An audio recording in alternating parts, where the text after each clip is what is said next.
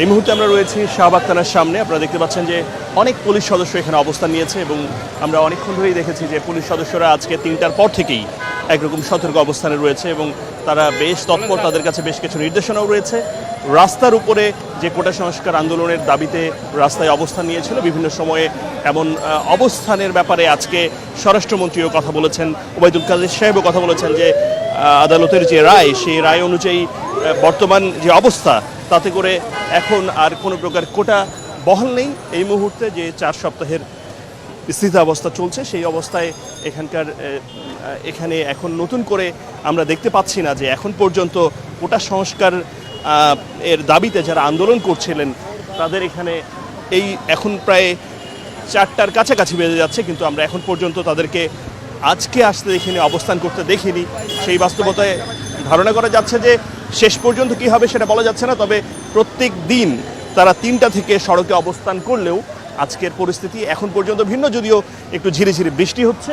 এছাড়া আমরা যতটুকু খবর পেয়েছি ছাত্রলীগের পক্ষ থেকে তারা জড়ো হচ্ছে মধুর ক্যান্টিন রাজু ভাস্কর্যের এপাশটা থেকে একটা মিছিল করার কথা রয়েছে ছাত্রলীগের পক্ষ থেকে। সেটা শেষ পর্যন্ত কতটুকু কখন করবে তারা, এখন বৃষ্টির কারণে এখন অনেকটা সময় হয়ে গেছে, তারপরেও নির্ধারিত সময়ে মিছিল করতে দেখা যায়নি।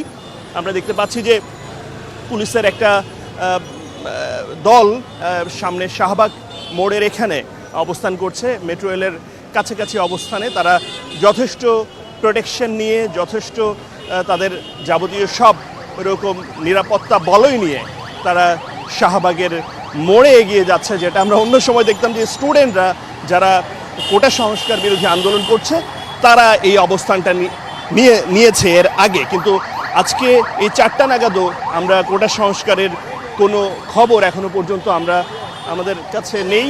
আমরা যতটুকু দেখছি তাতে করে কোটা সংস্কার আন্দোলনকারীদের চেয়েও এখানে পুলিশ প্রশাসনের তৎপরতা অনেক বেশি, অনেক জোরালো।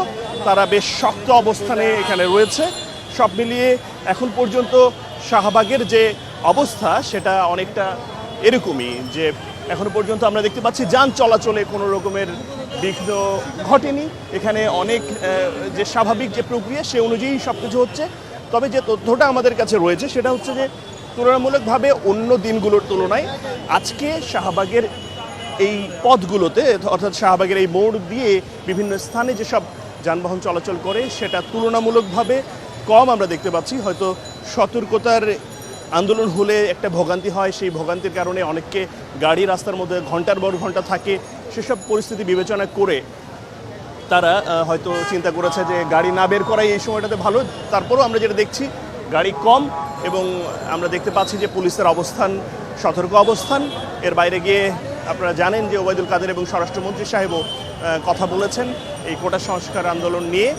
যেহেতু বিষয়টা 4 সপ্তাহের স্থিতি অবস্থা চলছে, তাতে করে মনে হচ্ছে আপাতত এখানে যে আন্দোলনকারীরা এখনো পর্যন্ত প্রায় 1 ঘন্টা হয়ে গেল, তারপরেও এখানে না আসার কিংবা আসার জন্যে কোনো রকমের উদ্যোগ আমরা দেখতে না পাওয়ার কারণে আমাদের কাছে মনে হচ্ছে যে পরবর্তী অবস্থা কোন দিকে যায়, নাকি তারা কিছুটা তাদের আন্দোলনকে 4 সপ্তাহের জন্য ধৈর্য ধরে, সেটাও এখন সময় বলে দিবে। আপাতত এ পর্যন্ত আমার কাছে এটাই ছিল সবশেষ।